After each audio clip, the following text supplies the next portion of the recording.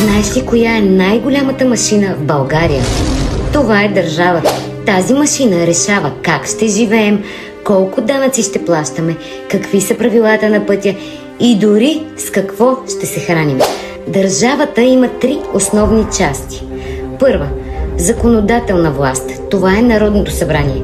240 депутати измислят и гласуват законите. Те са шефовете на следващите. Второ – изпълнителна власт. Правителството и министър-председателят. Трупа са тези всичките. Да. Министъра на спорта, брат му управлява хотела на Пеевски в Гърция. Министъра на земеделието прави държавните магазини на Пеевски и това му е първи приоритет. Георг Георгиев целува ръце, наредил си 300 ръце пред себе си. Министър на културата, то клон на Слави. Те прилагат тези закони и са нещо като шефовете на министерствата. Всяко министерство си има своя територия.